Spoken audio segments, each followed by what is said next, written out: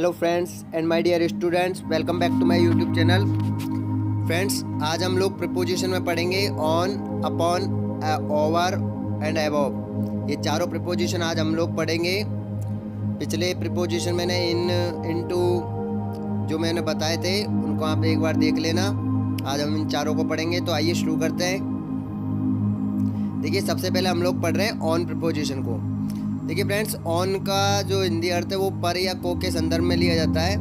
देखिए, इसका फर्स्ट जो रूल है कहाँ ऑन का यूज होता है वो देखिए, जब कोई वस्तु किसी दूसरी वस्तु पर रखी हो, जब कोई वस्तु किसी दूसरी वस्तु पर रखी हो और उनकी सतह आपस में क्या हो रही हो, स्पर्श कर रही हो। ध्यान रखें, कोई भी वस्तु दूसरी वस्तु के ऊपर रखी हो और उनकी सतह है वो आपस में क्या होनी चाहिए, स्पर्श होनी चाहिए। या फिर कोई व्यक्ति ऐसी किसी वस्तु पर बैठा हो या खड़ा हो जो उसकी स्थिति को निश्चित करता है। क्या करता है? निश्चित करता है। तो ऐसी स्थिति में हम किसका यूज करते हैं? ऑन का यूज करते हैं। एग्जाम्पल देखिए, she is sitting on the table. She is sitting on the table. वह मेज पर बैठी हुई है। वह मेज पर बैठी हुई है। तो जो यहाँ पे आपने ऑन यूज किया है, इससे क्या है, आपको कंफर्म हो जाएगा कि उसकी जो बैठने की स्थिति है वो निश्चित हो गई है। किस पे बैठी हुई है? वो मेज पर बैठी हुई है। तो खड़े होने पे या बैठने पे कंडीशन कोई भी हो सकती है, लेकिन इसको क्या निश्चित कर रही है, उसकी स्थिति को क्या कर रही है, निश्चित है। इसलिए हम लोग क्या करेंगे, यहाँ पे ऑन का यूज करेंगे। The book is on the table. पुस्तक मेज पर है, किताब मेज पर है। तो फ्रेंड्स, यहाँ पे भी ऑन आया, क्योंकि जब किताब मेज पर रखी जाएगी तो उन दोनों की सतह क्या करेगी, स्पर्श करेगी। तो जब कोई वस्तु दूसरी वस्तु पर रखी हो और उनकी सतह आपस में क्या कर रही हो, स्पर्श कर रही हो, तो हम लोग किसका यूज करते हैं? ऑन का यूज करते हैं। नेक्स्ट देखिए इसका रूल, निश्चित समय बिंदु, पॉइंट ऑफ टाइम, निश्चित समय बिंदु। उन निश्चित समय बिंदु में देखिए क्या क्या हो सकते हैं। द नेम ऑफ डेज, आपके दिनों के नाम, संडे, मंडे, ट्यूसडे, वेडनेसडे, ये ठीक है। एक होता है डेफिनेट डेट्स। डेफिनेट डेट्स यानी निश्चित दिनांक। निश्चित दिनांक जब भी होंगे तो हम लोग क्या यूज करेंगे, ऑन का यूज करेंगे। देखिए, जैसे कि देखिए ऑन मंडे, ऑन संडे, इस तरीके से। एक on Sunday evening, on Sunday morning, इस तरीके से। ध्यान दें, यदि मॉर्निंग, इवनिंग, आफ्टरनून के आगे दा लगा हुआ है, क्या लगा हुआ है, दा, तो वहाँ पे प्रीपोजिशन यूज करोगे इन। लेकिन यदि इवनिंग, मॉर्निंग, इनके आगे आप लोगों के वार का नाम आ जाए, नेम ऑफ डेज का नाम आ जाए, संडे, मंडे, ट्यूसडे दे रखे हो, तो वहाँ पे आप यूज करोगे ऑन। दोनों कंडीशन देख लीजिए। अकेला मंडे, संडे, ट्यूसडे, वेडनेसडे होंगे तब भी ऑन भरना है, और मंडे, ट्यूसडे इनके बाद में यदि इवनिंग, मॉर्निंग, आफ्टरनून होगा तब भी आपको क्या भरना है, उसमें ऑन भरना है।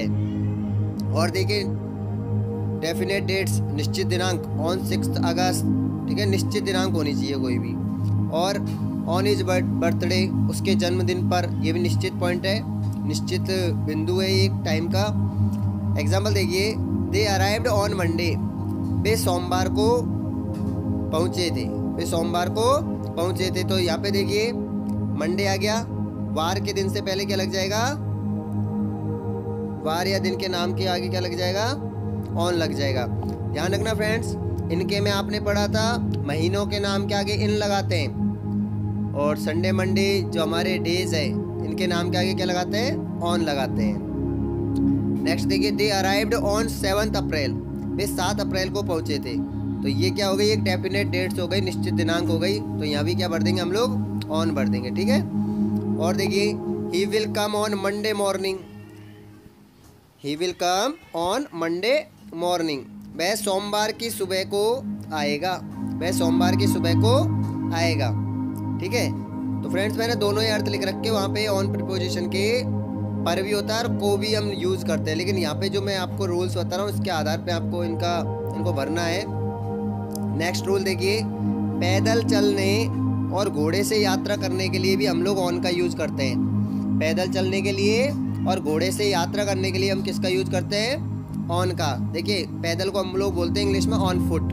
क्या बोलते हैं? ऑन फुट बोलते हैं। और घोड़े से यात्रा करने, घोड़े की पीठ पर यात्रा करने के लिए तो on horse back, on horse back.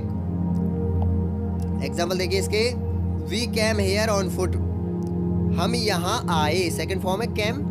We came here on foot, हम यहाँ पैदल आए, हम यहाँ पैदल आए।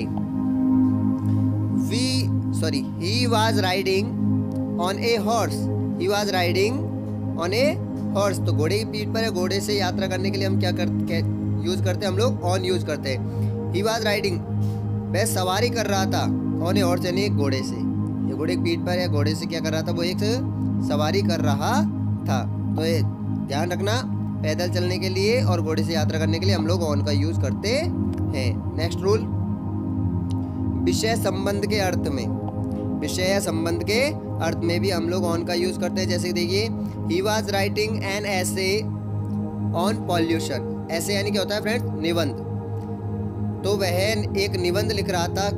तो विषय या संबंध किस पे निबंध लिख रहा था, उसने बता दिया पॉल्यूशन, पॉल्यूशन यानी प्रदूषण पे निबंध लिख रहा था। कोई भी एक विषय वस्तु जो दे रखी हो, उसने टाइटल किस विषय के ऊपर वो निबंध लिख रहा है, पॉल्यूशन पे, ठीक है, टेररिज्म यानी आतंकवादियों के ऊपर, इस तरीके से आपको क्या दे रखा है, इंपॉर्टेंस ऑफ ट्रीज, पेड़ों का महत्व, कंप्यूटर, कोई भी हो सब्जेक्ट, यानी एक तरीके से वो विषय दे देगा आपको, उस पर निबंध लिखने के लिए कहा जाता है। तो ऐसी कंडीशन में हम क्या लगाते हैं, क्या यूज़ करते हैं, ऑन का यूज़ करते हैं।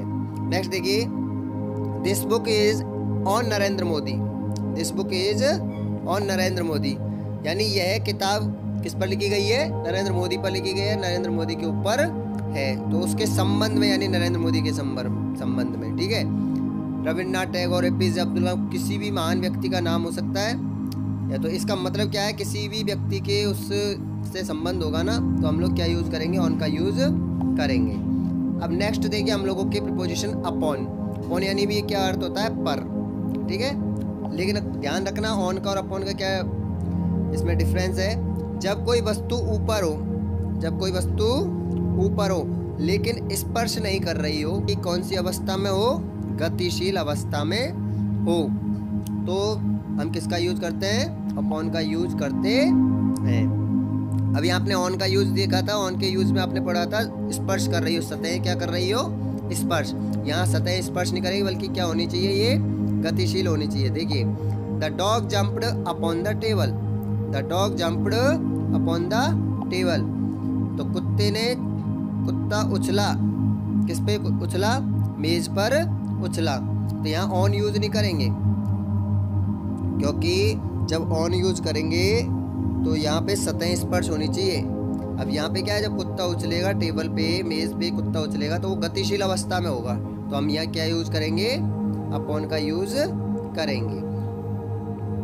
Next example, an apple fell upon my head, एक सेब मेरे सिर के ऊपर गिर गया, एक सेब मेरे सिर के ऊपर गिर गया, तो वो क्या है, सतह स्पर्श नहीं है इसकी सेब की आपके सिर से, वो गतिशील अवस्था में आपके सिर के ऊपर, जब आपके सिर के ऊपर वो गिरेगा तो वो क्या है, गतिशील अवस्था में, इसलिए हम किसका यूज करेंगे, अपॉन का। नेक्स्ट देखिए, the tiger sprang upon the Hunter, बाघ ने छलांग लगा दी किसके ऊपर, हंटर यानी शिकारी के ऊपर। तो एक कंडीशन क्या हो रही है, गतिशील अवस्था।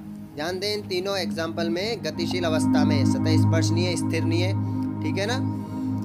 आगे देखिए अब ओवर, नेक्स्ट जो हमारा प्रीपोजिशन है वो है ओवर। ओवर का अर्थ भी ऊपर के लिए फ्रेंड्स, जो चार मैंने आज प्रीपोजिशन लिए, इन चारों का अर्थ है ना ऊपर ही होता है। विशेष रूप से क्या होता है इनका हिंदी अर्थ, ऊपर या पर के लिए इनका यूज होता है, इसलिए मैंने चारों का एक साथ लिया है। ओवर का अर्थ भी ऊपर होता है, लेकिन यह है तुलनात्मक रूप से अधिक ऊपर। ध्यान रखना, ऑन का मतलब ऊपर होता है, और अभी आपने पढ़ा अपॉन का मतलब भी ऊपर ही होता है, लेकिन वो ज़्यादा ऊंचाई पे नहीं होता। और ओवर का मतलब ऊपर होता है, लेकिन अधिक ऊपर के लिए उसका यूज होता है। ओवर का मतलब क्या होता है, अधिक ऊपर के लिए यूज होता है। तो देखिए example, the fan was moving over my head, the fan was moving over my head, पंखा मेरे सिर के ऊपर घूम रहा था या चल रहा था। तो हम क्या यूज करेंगे, यहाँ पे ओवर का यूज करेंगे, यानी तुलनात्मक रूप से अधिक ऊपर। तो ये ऊपर है आपका, आप नीचे बैठे हुए फ्लोर पे, फर्श पे बैठे हुए, तो पंखा आपके सिर के ऊपर है, तो वो क्या है, अधिक ऊपर है वो।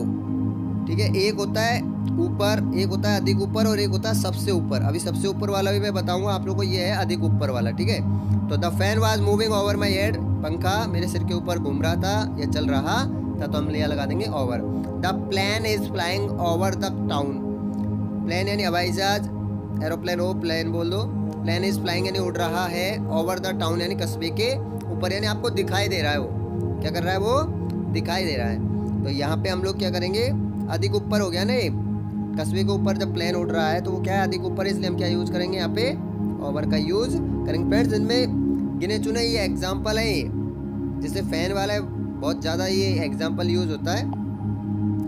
नेक्स्ट देखिए, अभी इसके जो नेक्स्ट रूल है ओवर का, ऑल ओवर, सर्वत्र या सभी जगह के अर्थ में भी हम लोग ओवर का यूज करते हैं। ऑल ओवर का मतलब क्या होता है, सर्वत्र या सभी जगह के अर्थ में भी हम लोग किसका यूज करते हैं, ओवर का यूज करते हैं। देखिए इसके, English is spoken all over the world, अंग्रेजी सर्वत्र जगह या सभी जगह सर्वत्र बोली जाती है। ऑल ओवर द वर्ल्ड यानी पूरे संसार में बोली जाती है।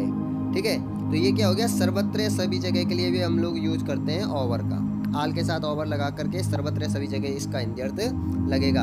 ठीक है, नेक्स्ट देखिए, टू बी ओवर का मतलब है समाप्त होने के अर्थ में। किसके अर्थ में, समाप्त होने के अर्थ में भी हम लोग ओवर का यूज करते हैं। एग्जाम्पल देखिए इसका, the school is over at 3:30 PM, यानी विद्यालय 3:30 शाम को 3:30 बजे तक चलता है। या फिर अब समाप्त होने के अर्थ में तो कैसे, यानी हमारे स्कूल की छुट्टी कब हो जाती है, स्कूल की छुट्टी कब हो जाती है, 3:30 बजे शाम को हो जाती है। तो यानी समाप्त होने के अर्थ में क्या, किसका यूज करेंगे हम लोग, ओवर का यूज करते हैं। नेक्स्ट देखिए, अत्यधिक या आवश्यकता से अधिक के अर्थ में भी हम लोग क्या यूज करते हैं, हम लोग ओवर का यूज करते हैं। जैसे देखिए, ओवर वर्क, वर्क कर रहे हो अच्छी बात है, लेकिन ओवर वर्क शक्ति से अधिक काम। ओवर वर्क का मतलब क्या हो गया, शक्ति से अधिक काम। ओवर ईट, ओवर ईट यानी क्या, आवश्यकता से अधिक खाना। ओवर ईट का मतलब क्या है, आवश्यकता से अधिक खाना, बोलते नहीं है क्या, आज ओवर ईटिंग की वजह से मेरे को वॉमिटिंग हो रही है, यानी ज़्यादा खाना खाने की वजह से मेरे को वॉमिटिंग यानी उल्टी हो रही है। ठीक है, तो ये ओवर ईटिंग इस तरीके से। नेक्स्ट है ओवर स्मार्ट, ओवर स्मार्ट यानी होता है अत्यधिक बुद्धिमान, बोलते नहीं ज़्यादा ओवर स्मार्ट मत बन मेरे सामने, इस तरीके से आपने सुने होंगे ये फ्रेजेस। तो ओवर स्मार्ट यानी बुद्धिमान, चालाक, ज़्यादा स्मार्ट मत बन, ठीक है, ज़्यादा चालाक मत बन। तो अधिक बुद्धिमान, आवश्यकता से अधिक बुद्धिमान, ये मान लीजिए। ठीक है, नेक्स्ट है ओवर क्राउड, ओवर क्राउड आवश्यकता से अधिक भीड़, आवश्यकता से अधिक भीड़।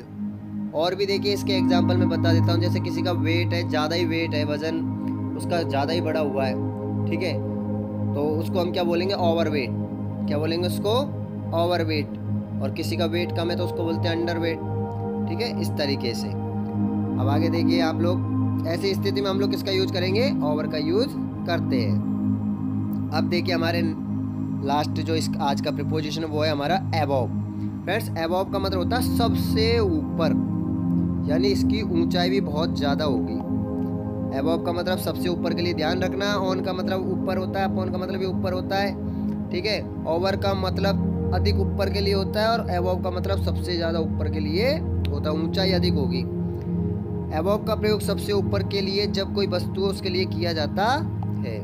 सबसे ऊपर के लिए जब कोई वस्तु हो तो उसके लिए हम लोग किसका यूज करते हैं, अबव का यूज करते हैं। देखिए एग्जाम्पल से आपको क्लियर हो जाएगा ये।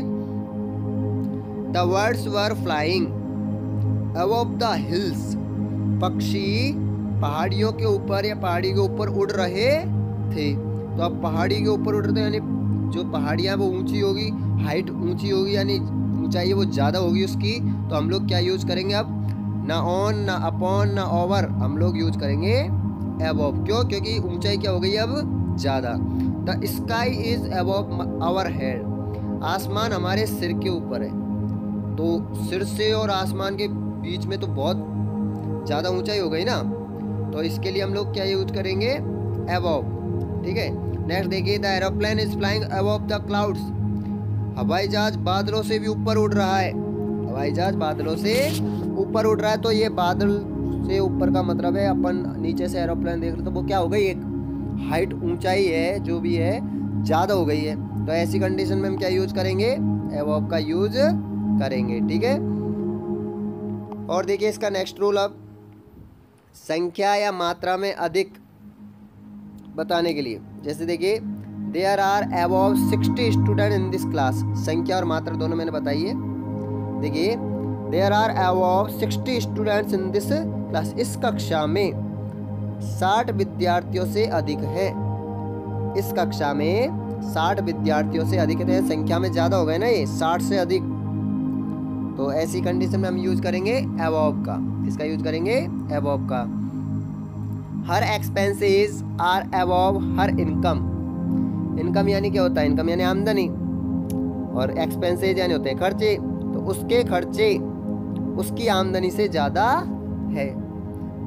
उसके खर्चे उसकी आमदनी से ज़्यादा है। इनकम कितनी मिलती है, इस तरीके से ना। तो ये अब यहाँ पे ये संख्या नहीं हुई, ये हो गई उसकी मात्रा। ठीक है। नेक्स्ट है आप लोगों को इसका रूल, लेवल बताने के लिए। क्या बताने के लिए, लेवल बताने के लिए। Mount Everest is 8,850 metres above sea level. Mount Everest is 8,850 metres above sea level. यानी माउंट एवरेस्ट जो पर्वत है हमारा, ठीक है, माउंट एवरेस्ट 8,850 मीटर है। सी लेवल समुद्र के स्तर से कितना, 8,850 मीटर है। तो ये क्या है, लेवल बता दिया उसका कि समुद्र लेवल से कितना है उसका। समुद्र लेवल यानी होता है स्तर। तो समुद्री स्तर से उसकी ऊंचाई कितनी है, 8,850 मीटर। तो फ्रेंड्स आज आप लोगों ने ये चारों प्रीपोजिशन पढ़े। आई होप कि आपको ये चारों जो प्रीपोजिशन है वो समझ में आ गए होंगे। ओके फ्रेंड्स, आई होप कि आपको आज के ये चारों प्रीपोजिशन समझ में आए होंगे। और यदि आज की वीडियो आपको पसंद आई हो तो इसे लाइक शेयर ज़रूर करें, चैनल को सब्सक्राइब करें और साथ में बेल आइकन के बटन को दबा दें, जिससे मेरी आने वाली वीडियोज़ की नोटिफिकेशन आपको समय पर मिलती रहे। Thank you.